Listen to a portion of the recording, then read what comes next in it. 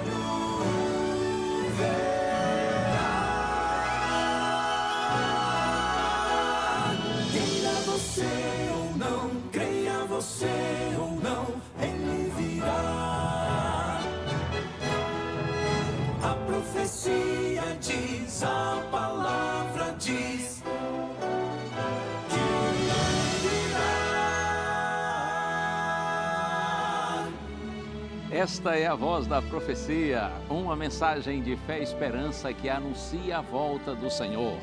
Porque a nossa salvação está agora mais perto do que quando no princípio cremos. Vai alta a noite e vem chegando o dia. Servos de Deus, a trombeta tocai, breve Jesus voltará.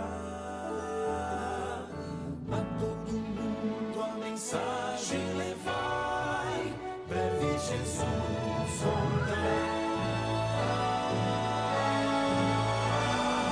Breve virá, breve virá, breve Jesus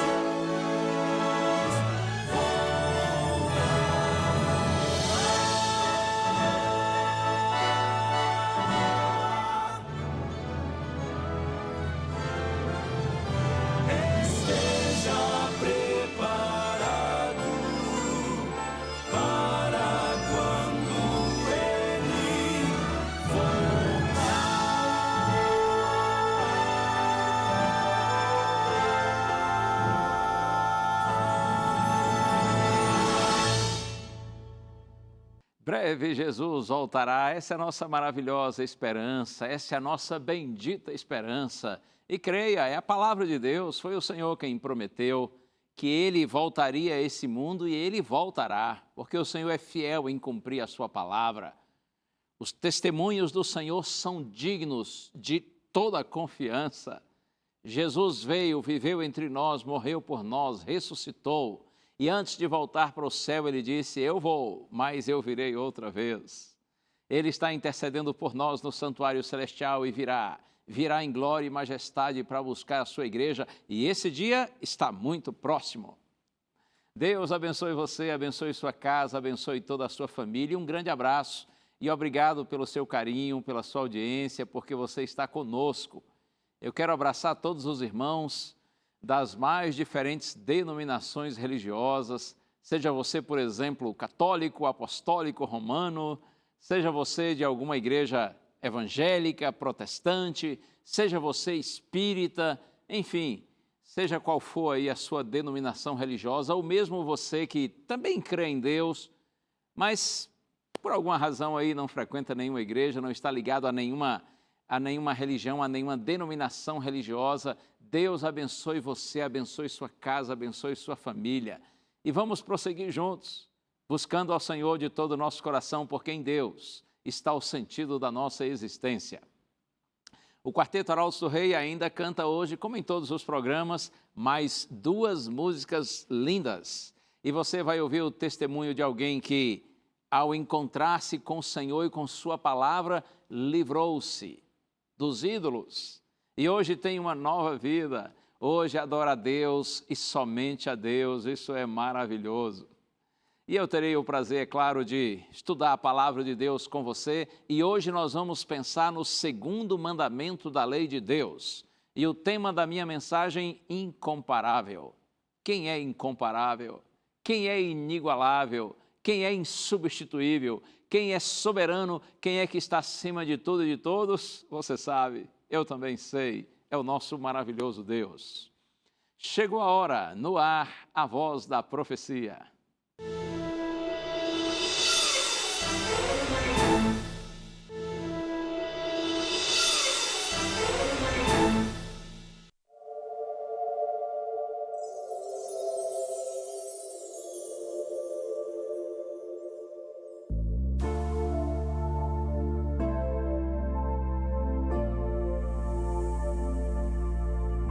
Não espere o oceano se abrir. Não espere um animal com você falar para entender que Deus trabalha sem parar e algo novo sempre está a preparar. Não espere pão e peixe para a multidão, mas enxergue a todo instante Deus falando aos corações. Pessoas que no fim da vida encontram salvação, e isso nem a morte pode lhes tirar. Milagres atuais, você pode ver o Pai em nossos dias espalhando a salvação. Milagres tão reais, ao seu lado existe alguém que foi salvo de uma forma que você não viu. O mar não se abriu, nem o sol escureceu, mas Jesus curou a sua alma com perdão. Em nosso tempo Deus faz milagres atuais.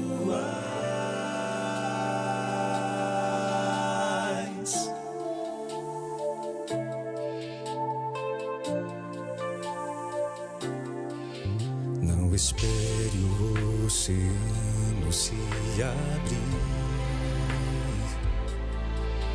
Não espere um animal com você falar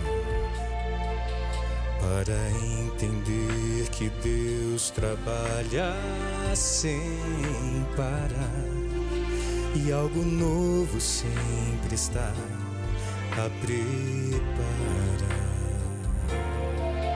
Não espere pão e peixe para a multidão, mas enxergue a todo instante Deus falando aos corações.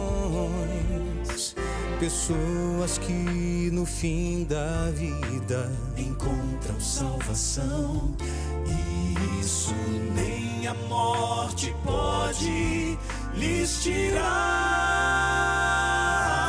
Milagres atuais, você pode ver o Pai em nossos dias espalhando a salvação.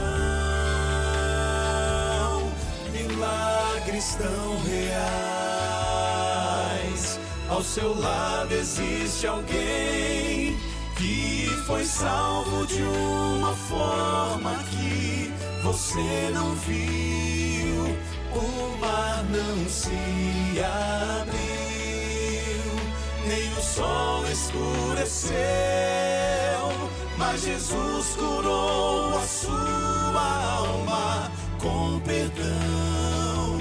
Em nosso tempo Deus faz milagres.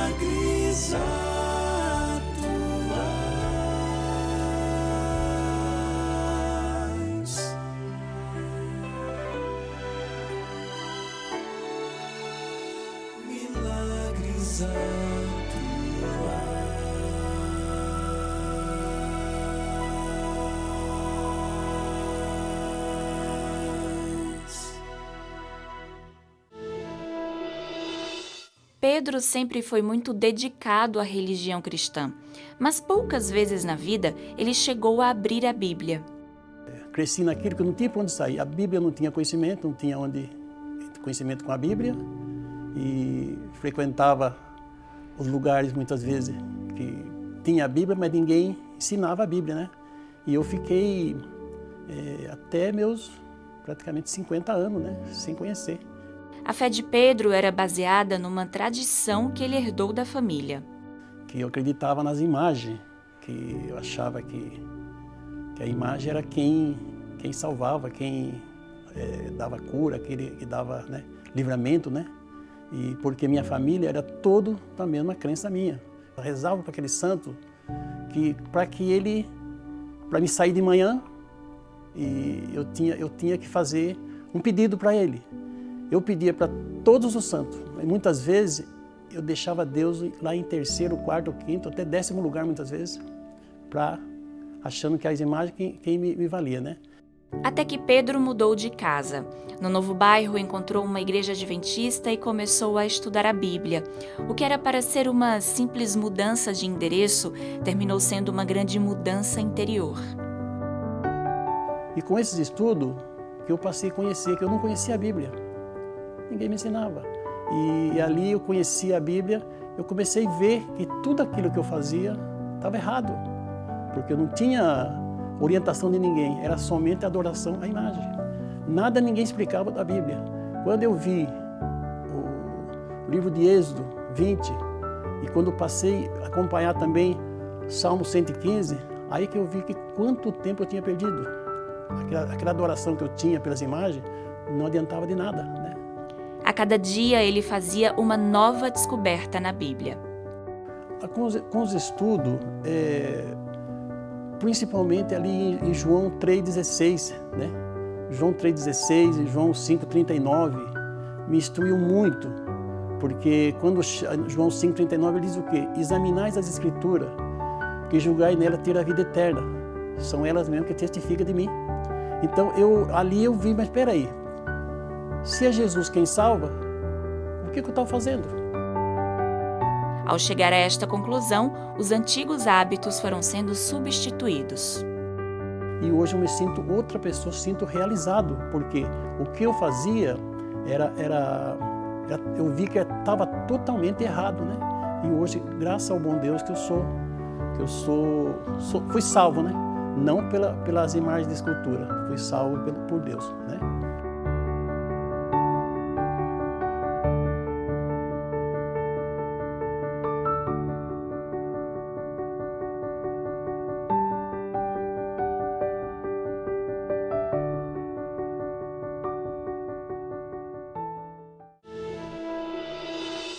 Esse testemunho me faz lembrar o texto de João, capítulo 8, verso 32, quando o Senhor Jesus Cristo disse: conhecereis a verdade e a verdade vos libertará. Como é bom quando a gente tem compreensão da palavra de Deus, da vontade de Deus, da verdade bíblica, e nós nos dispomos a seguir essa verdade com sinceridade em nosso coração. Deus abençoe todos aqueles que agora estão com o coração aberto para Deus e para a sua palavra. E por falar na palavra de Deus, eu tenho aqui um presente para você, que é o DVD Paulo, o Mensageiro da Cruz. Eu tenho a honra de ser o apresentador desse DVD, e esse material aqui, ele tem 15 estudos bíblicos, todos eles baseados nos ensinos, nas cartas de Paulo. A ideia é que a gente abra a mente, abra o coração e compreenda cada vez mais a vontade do Senhor para a nossa vida. Alguns temas aqui, por exemplo, olha, Paulo e o arrebatamento, Paulo e o anticristo, Paulo e a prosperidade, Paulo e as línguas estranhas, Paulo e a sexualidade, Paulo e a idolatria, e são 15 temas. Quer conhecer esse assunto? Quer estudá-lo de uma maneira mais profunda? Peça o DVD que nós vamos mandar direto para suas mãos, e olha aqui, não lhe custa 1 centavo. Por incrível que pareça, mas é presente mesmo. É presente para valer. É só você entrar em contato conosco através do nosso telefone. Você liga em horário comercial. O número é 0 operadora 12 21 27 31 21. Outra opção é você pedir o DVD através do WhatsApp. Nosso número é 129 8100 1425. É assim. Olha aí na sua tela. Número 98100 1425. Você manda uma mensagem de texto e a gente envia o DVD para você. De repente você está pensando assim, mas como assim de graça? É que nós temos aqui uma rede de milhares de pessoas que a gente carinhosamente chama de anjos da esperança. Eles pagaram a conta desse material para que você receba em suas mãos sem custo algum para você. São pessoas que de maneira voluntária e sistemática cooperam para o desenvolvimento, para a manutenção, para o crescimento do Ministério da Rede Novo Tempo, para que a gente possa enviar materiais assim para você conhecer a Palavra de Deus. Eu aproveito e agradeço, é claro, a todos os nossos queridos anjos da esperança. A gente vai agora para um pequeno intervalo, mas você fica aí, eu fico aqui e a gente já se encontra para nós estudarmos juntos o segundo mandamento da lei de Deus. Até já!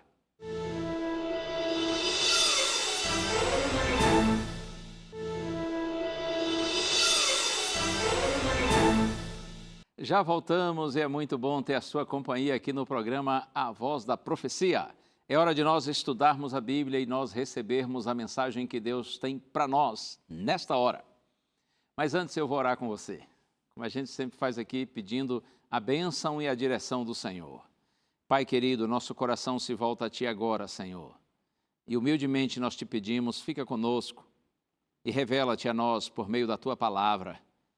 Que todas as pessoas sinceras que estão te buscando agora te recebam, te encontrem e sejam abençoadas. Pai, nós te pedimos, no nome santo de Jesus. Amém.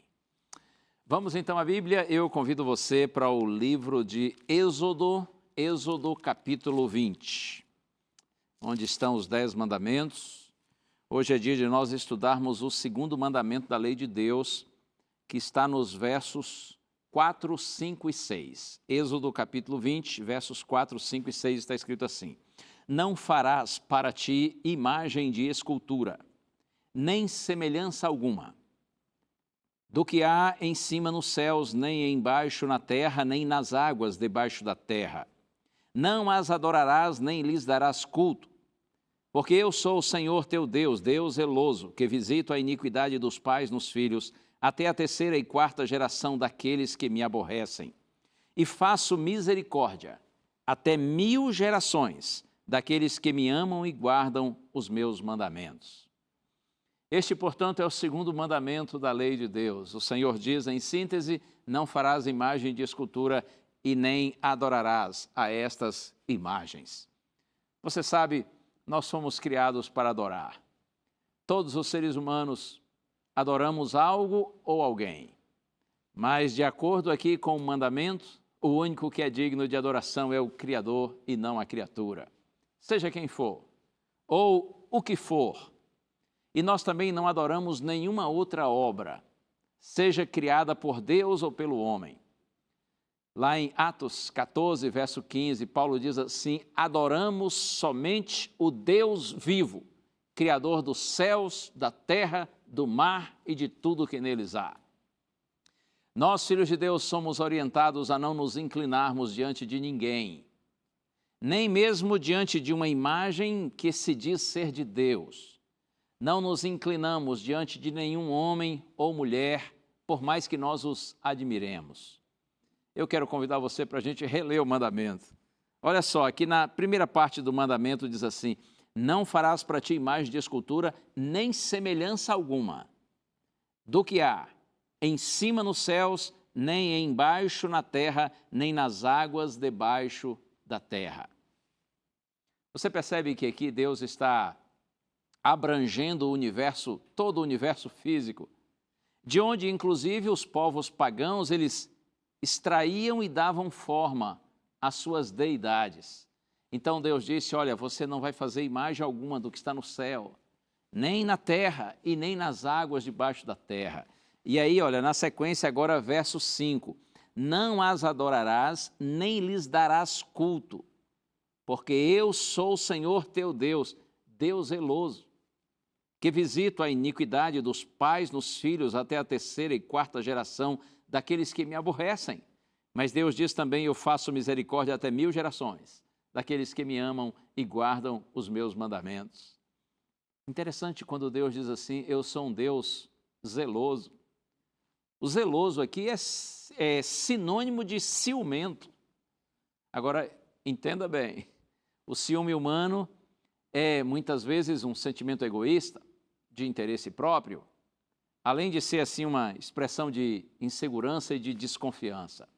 Já o ciúme de Deus é zelo por seu povo. Deus é ciumento em favor do seu povo.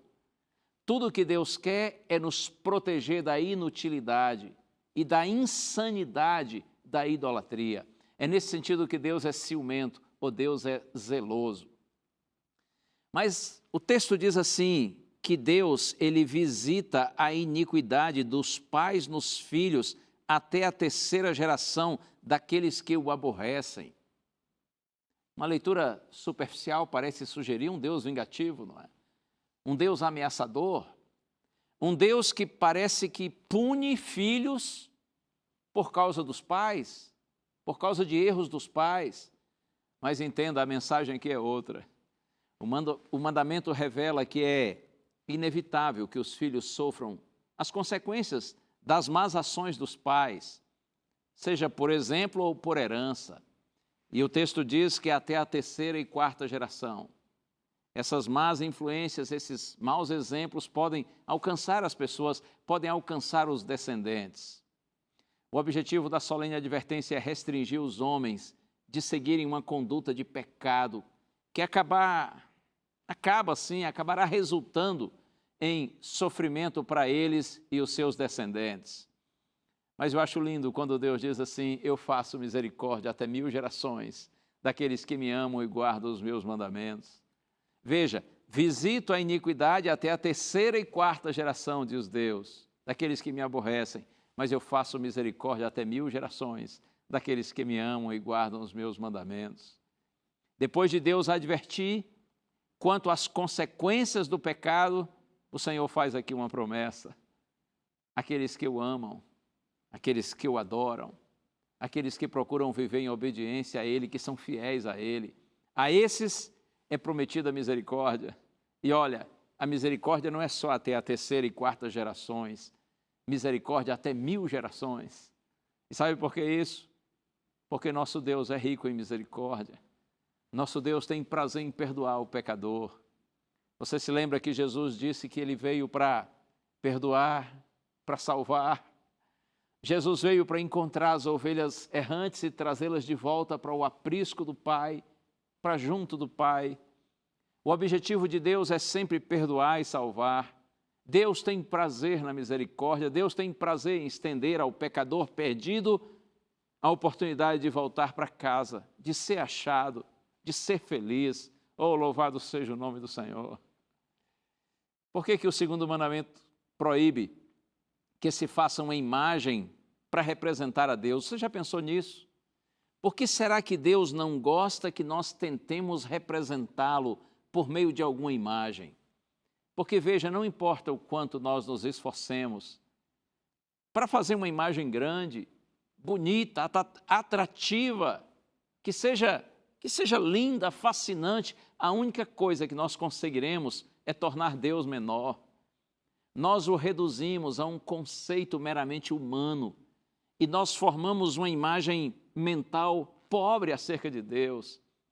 Esse é o erro que o 2º mandamento nos adverte para que nós não cometamos.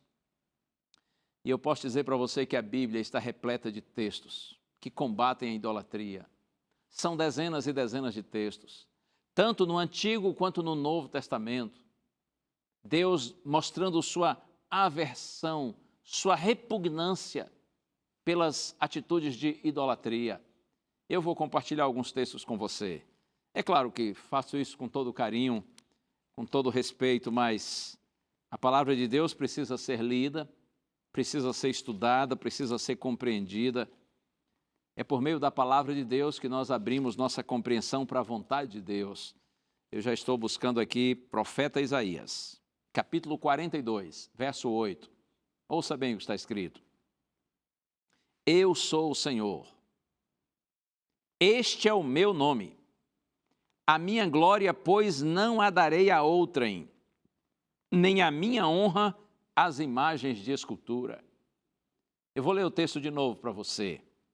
Eu sou o Senhor. Este é o meu nome. Minha glória. A minha glória, pois, não a darei a outrem, nem a minha honra às imagens de escultura. Deus é claro. Deus se recusa a compartilhar sua glória com os ídolos, com as imagens de escultura, por mais bonitas e interessantes que elas sejam. Quer ver um outro texto que também é bem forte e é muito claro? Profeta Jeremias. Se você tem aí, quiser conferir na sua própria Bíblia, vamos ao profeta Jeremias. Começando aqui no verso 5. Capítulo 10, verso 5. Jeremias 10, verso 5. Está escrito assim. Os ídolos são como um espantalho em pepinal e não podem falar. Necessitam de quem os leve, portanto não podem andar. Não tenhais receio deles, pois não podem fazer mal e não está neles o fazer o bem. É forte, não é? Deus está dizendo, os ídolos são como um espantalho em pepinal. Eles necessitam de quem os leve e os coloque lá, porque obviamente eles não podem andar, eles também não podem falar, e a gente não precisa ter medo deles, porque eles não podem nos fazer mal. Mas o texto diz, também não está neles fazer o bem. Não se iluda com os ídolos. Quer ver mais? Agora, a partir do verso 14. É Jeremias, capítulo 10. Vou ler os versos 14 a 16. Está escrito assim. Todo homem se tornou estúpido e não tem saber. Todo ourives, aqui no contexto é aquele que fabrica os ídolos, todo ourives é envergonhado pela imagem que ele mesmo esculpiu, pois as suas imagens são mentira e nelas não há fôlego. Vaidades são, obra ridícula. No tempo do seu castigo virão a perecer. Não é semelhante a estas aquele que é a porção de Jacó, porque ele é o Criador de todas as coisas, e Israel é a tribo da sua herança, Senhor dos exércitos é o seu nome. O profeta diz, em nome de Deus, que as imagens, elas são mentira, são vaidade. E o profeta chega a dizer, elas são obra ridícula. E aí o texto diz que tudo isso é vaidade. E não é semelhante a estas, ou seja, as imagens, aquele, e esse aquele aqui está com A maiúsculo, porque é uma referência a Deus, aquele que é a porção de Jacó, porque ele é o Criador de todas as coisas. Nada e absolutamente nada pode se comparar com o nosso Deus, ele é sim incomparável. Vamos a um outro texto? Pensei aqui no Salmo 115. Salmo 115. Salmo 115. Se você analisar o Salmo, você vai ver que o objetivo desse Salmo é dizer que nós devemos honrar somente a Deus. E após dizer que os ídolos são inúteis, olha só o que o salmista diz, Salmo 115, verso 8. Tornam-se semelhantes a eles, ou seja, aos ídolos, os que os fazem e quantos neles confiam. Mais uma advertência da palavra de Deus para você e para mim, mostrando a insensatez da idolatria. E essa insensatez está no fato de que os ídolos são meros produtos da habilidade humana. A gente não pode se impressionar com os ídolos. Eles são inferiores aos homens, porque estão sujeitos a eles, é claro, foram criados pelos próprios homens e são completamente dependentes dos homens. Nós devemos adorar, direcionando nossos pensamentos a alguém que é maior do que nós. O que se condena aqui no segundo mandamento, quando Deus diz, não farás imagens de escultura e nem adorarás a essas imagens. O que Deus está condenando aqui é a reverência, a adoração, ou mesmo a semi-adoração, que multidões em muitos lugares prestam a imagens e gravuras religiosas. O argumento, inclusive, de que as imagens não são em si mesmas adoradas, não diminui a força desse mandamento, a força dessa proibição, porque os ídolos, Deus diz que eles não devem ser adorados e nem sequer feitos. E permita-me lhe dizer, e eu vou dizer isso, é claro, todo respeito. Tudo aqui a gente faz na Novo Tempo com muito respeito e com muito carinho, mas a gente precisa ser bíblico, a gente precisa ser verdadeiro. E eu insisto, eu falo isso com você com muito carinho e com muito respeito. E Deus sabe que eu estou sendo sincero, não estou sendo demagogo, mas eu preciso lhe dizer, a ideia de intercessão por parte de santos mortos, de pessoas que já morreram e que hoje estariam junto a Deus, intercedendo por nós, essa ideia viola claramente o segundo mandamento, porque se baseia num conceito pagão de um Deus limitado, que precisa ser convencido a nos ajudar. Imagens de santo, elas são uma mistura de paganismo com cristianismo.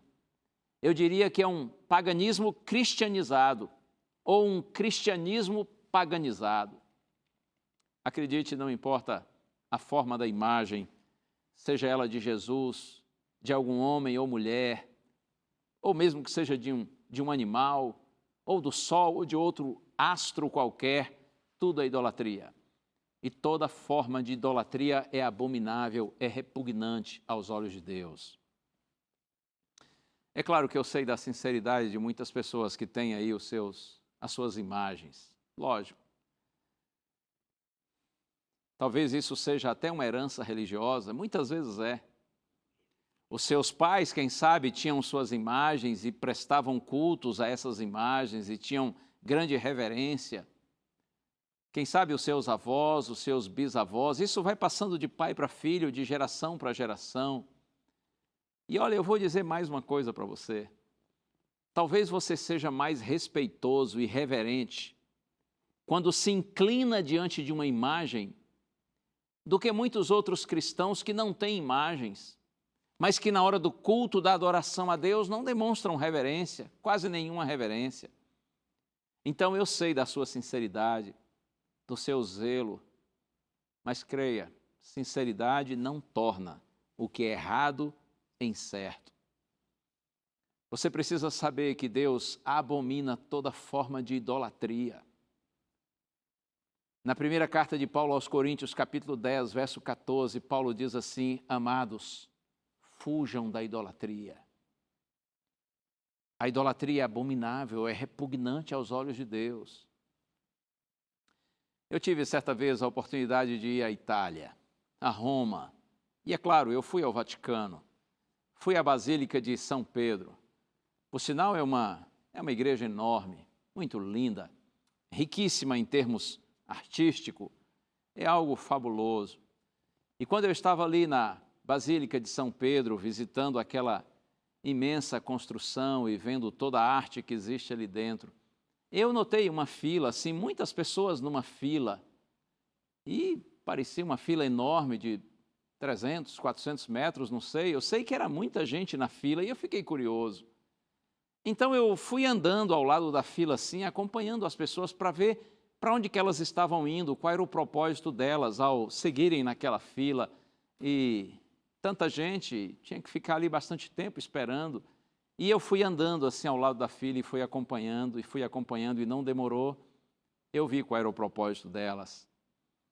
Elas estavam passando em frente de uma estátua, de uma imagem bem grande, que se diz ser de Pedro, o apóstolo Pedro. E as pessoas passavam em frente daquela imagem com extremo respeito e reverência. A maioria delas, com as mãos, tocavam nos pés da estátua. Alguns um pouco mais altos se esforçavam e eu vi, eles beijavam os pés da estátua. E muitos, quando saíam dali, saíam com lágrimas nos olhos, de tão emocionados por terem passado diante daquela imagem que se diz ser do apóstolo Pedro. Você sabe, eu fiquei ali parado por alguns minutos, contemplando aquelas pessoas. E eu sou meio assim mole para chorar, eu não posso ver ninguém chorando, porque eu acabo chorando também. E aquele dia eu derramei algumas lágrimas, mas o meu choro foi de tristeza, por ver tantos filhinhos de Deus sinceros, sendo enganados e mantidos na ignorância. Acredite, Deus abomina toda forma de idolatria. Deus sabe da sua sinceridade, mas não pense que a sinceridade transforma o que é errado em certo. E você sabe que no Catecismo Romano, Catecismo da Igreja Católica Romana, esse segundo mandamento da lei de Deus não aparece. Ele foi tirado, simplesmente tirado, foi omitido. E você me dirá, mas pastor, por que tiraram o segundo mandamento da lei? Será que eu preciso lhe dizer por que tiraram? Acho que não preciso, não é? A resposta é óbvia. O segundo mandamento, procure, você que é católico, ou mesmo você que não é católico, procure no Catecismo da Igreja Católica Romana e você vai ver que lá não existe o segundo mandamento, que diz para não fazer imagem de escultura e não adorar. Que coisa tremenda. E você me dirá, então, lá no Catecismo são 9 mandamentos, pastor, não são 10, porque esse segundo foi tirado? Não, são 10. É porque o último mandamento, o 10º, que diz para não cobiçar, ele foi manipulado e foi transformado em 2, exatamente para que se mantenha os 10. Uma outra alteração na lei de Deus foi feita no 4º mandamento, que é aquele que diz para a gente se lembrar do sábado e separar esse dia, o 7º dia da semana, em honra a Deus, o Criador. Se você for olhar no Catecismo Romano, você vai ver que lá não está para lembrar do sábado, está para guardar o dia de domingo. Então, o segundo mandamento foi omitido, o 4º foi modificado, o 10º foi manipulado. Que pena e que absurdo. Uma lei adulterada. E você está me assistindo e quem sabe desde o início dessa mensagem esteja pensando assim, mas pastor, os ídolos não são apenas imagens de escultura? Eu concordo com você. Na verdade é assim, tudo que ocupa o primeiro lugar, que é o lugar de Deus, torna-se um ídolo e passa a controlar a nossa vida.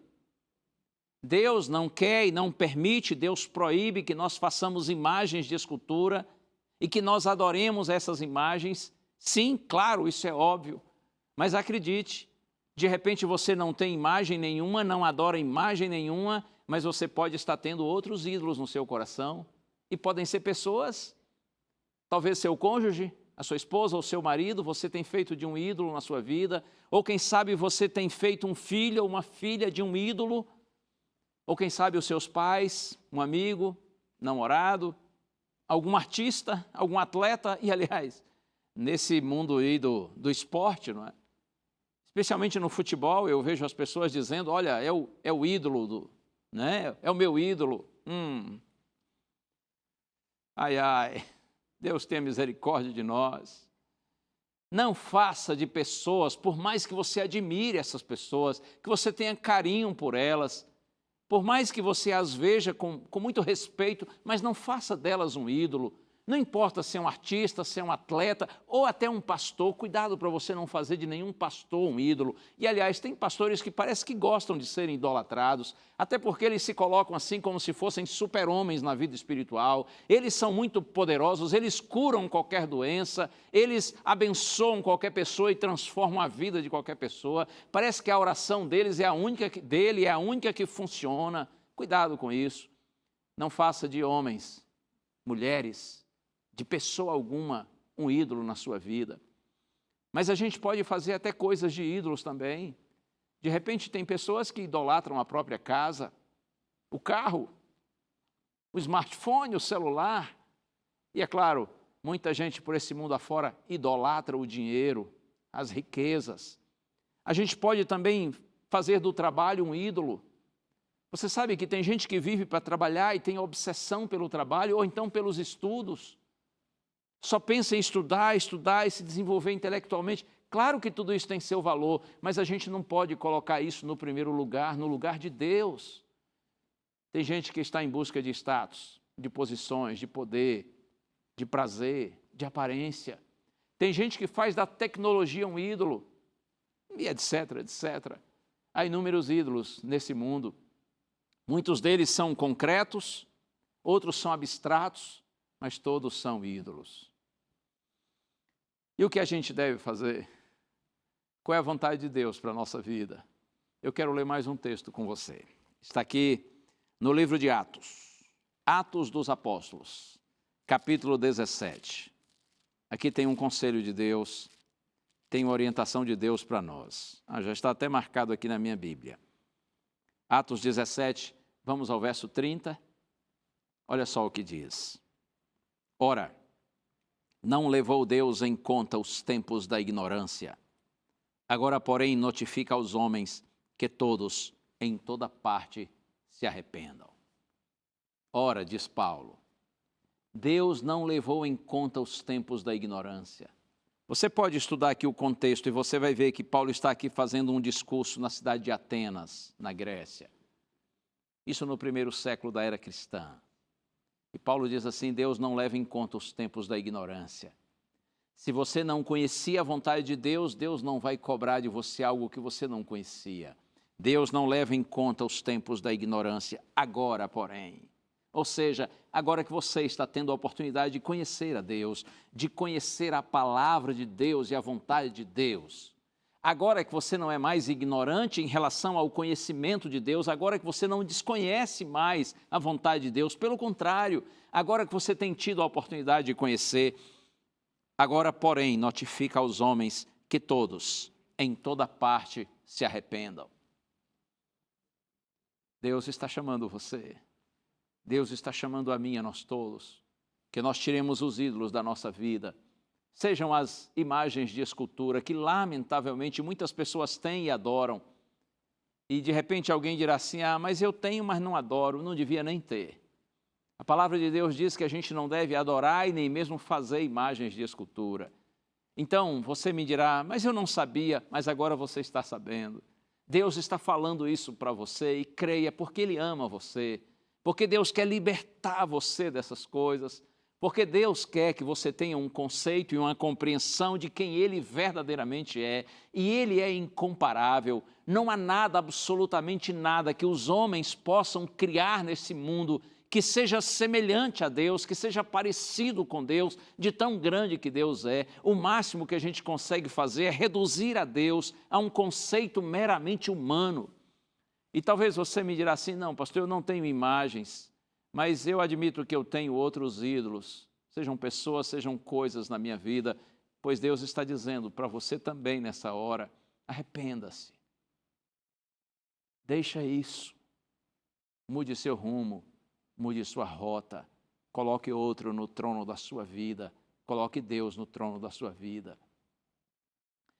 Enquanto nós éramos ignorantes, Deus não cobraria de nós. Mas agora que nós conhecemos, Deus espera que nós tenhamos uma nova atitude.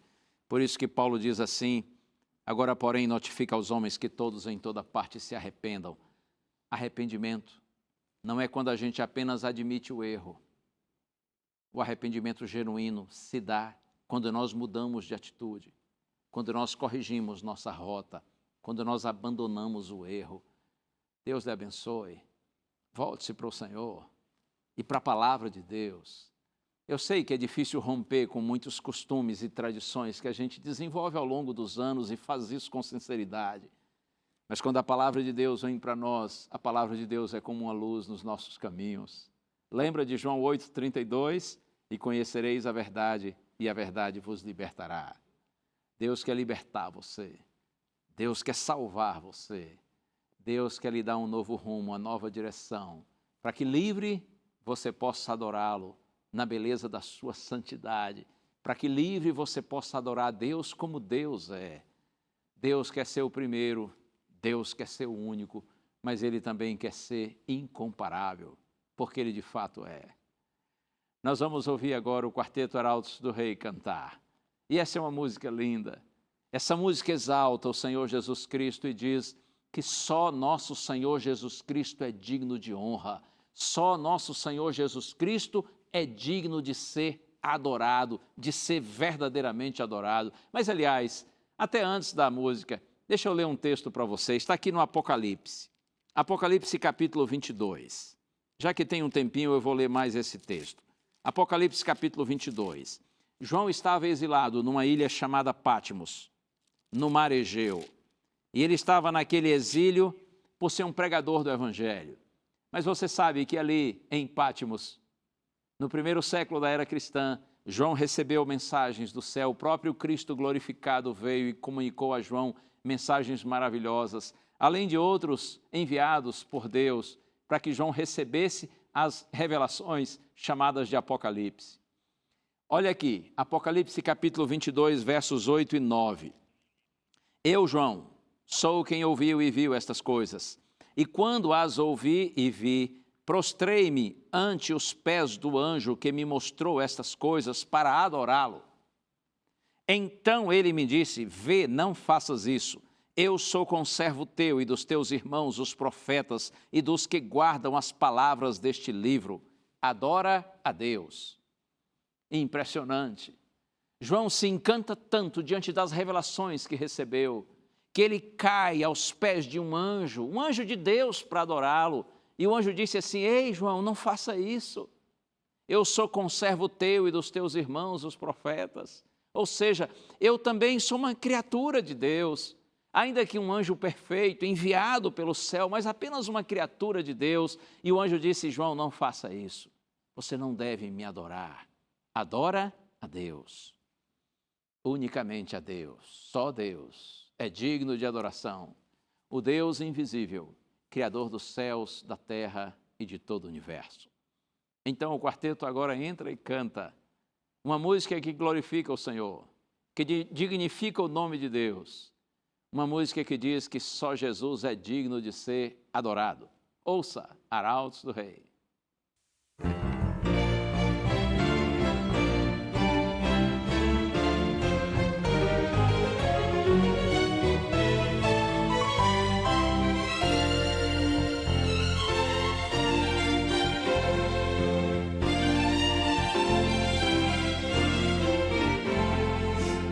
Seja glória e todo louvor, do princípio desse dia até o sol se pôr.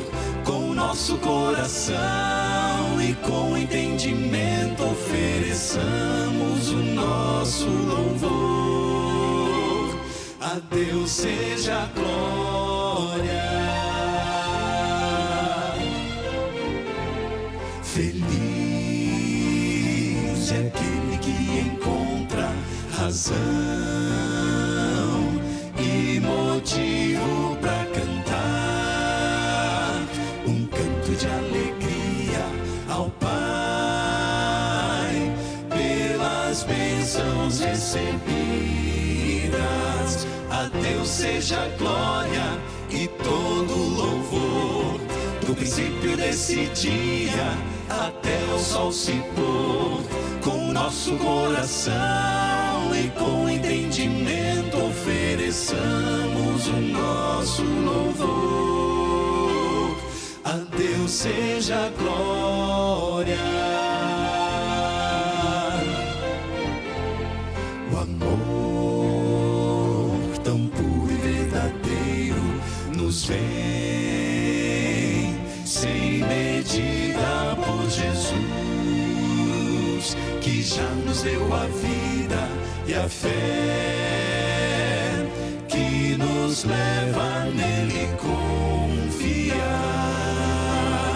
A Deus seja a glória, a Deus seja a glória e todo louvor. Do princípio desse dia, até o sol se pôr. Com o nosso coração e com entendimento ofereçamos o nosso louvor. A Deus seja a glória, a Deus seja a glória e todo louvor. Do princípio desse dia até o sol se pôr. Com o nosso coração e com entendimento ofereçamos o nosso louvor. A Deus seja glória, a Deus seja glória.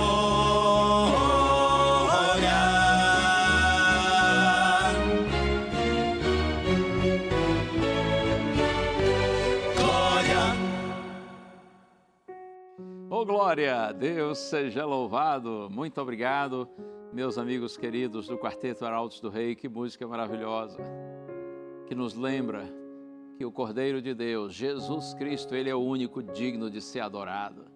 E sabe que eu estava há pouco aqui pensando numa história bíblica que está lá no segundo livro dos Reis, capítulos 22 e 23. Depois você confere, lá na sua Bíblia. Segundo livro dos Reis, capítulos 22 e 23. Ali está a história de um jovem rei chamado Josias. Certo dia, Josias ouviu a leitura da palavra de Deus. E ele ficou encantado, impressionado e tremendamente comovido. Josias descobriu que ele e o seu povo estavam em direção contrária à vontade do Senhor. Josias ficou assim profundamente tocado, impressionado, e ele tomou uma decisão. Apesar de jovem, a gente não pode subestimar os jovens. Ele tomou uma decisão extremamente sábia e corajosa. Josias reuniu o povo de Israel e disse assim: nós estamos contrários à vontade de Deus. Nós precisamos de um revivamento, de uma transformação da nossa vida. Nós precisamos alinhar a nossa vida de acordo com a vontade de Deus para nós. E Josias promoveu em Israel um grande reavivamento e uma grande reforma, uma tremenda mudança. E sabe o que ele fez? Além de chamar o povo para Deus, para a oração e para o estudo da palavra de Deus, está escrito que Josias, ele mandou quebrar e queimar todos os ídolos que estavam espalhados por todo Israel. Uma reforma fabulosa. E eu me encanto com as palavras que estão lá no segundo livro dos Reis, capítulo 23, verso 25. Lá está escrito assim, falando de Josias: antes dele não houve rei que lhe fosse semelhante, que se convertesse ao Senhor de todo o seu coração, e depois dele nunca se levantou outro igual. Tremendo, hein? Jovenzinho, mas quando ele descobriu a vontade de Deus e percebeu que ele estava vivendo juntamente com seu povo, eles estavam contrários à direção e o propósito do Senhor, Josias promoveu um grande reavivamento e uma extraordinária reforma, e todos os ídolos foram quebrados e queimados, e o povo ficou livre para adorar somente a Deus, o verdadeiro Deus, Criador dos céus e da terra. Deus abençoe você. Que Deus nos liberte de todos os ídolos. Sejam as imagens de escultura, sejam pessoas que a gente talvez esteja aí até sem saber adorando, sejam coisas, que Deus nos liberte de todos os ídolos, para que o Senhor, o Deus incomparável, reine soberano em nossa vida, porque só Ele é digno de adoração. Deus lhe abençoe. Vamos para frente. Não tenha medo de colocar sua vida em harmonia com a palavra e com a vontade de Deus. Vamos orar. Pai querido, eu te agradeço, Senhor, pelo privilégio de apresentar a Tua palavra. E nessa hora eu te peço, bondoso Deus, que o Espírito Santo continue atuando na mente e no coração de cada um dos Teus filhinhos, para que nós não sejamos resistentes à Tua vontade, à Tua lei, pelo contrário. Dá a nós todos coragem, disposição e sensibilidade, Senhor, para que coloquemos nossa vida em acordo com o Teu propósito e assim sejamos livres, felizes, para Te adorarmos na beleza da Tua santidade. Eu te peço, Pai, e te agradeço, no nome sublime de Jesus. Amém. Amém, amém. Deus continue abençoando você. Estamos juntos. Nossa amizade está sendo feita aqui, na presença do Senhor, diante da Sua palavra. E uma amizade feita assim não é abalada por nada, certo? Tomara que sim. Eu estou com você, você está comigo e Deus está conosco. E se o Senhor permitir, na próxima semana a gente se vê outra vez. Um abraço, tchau.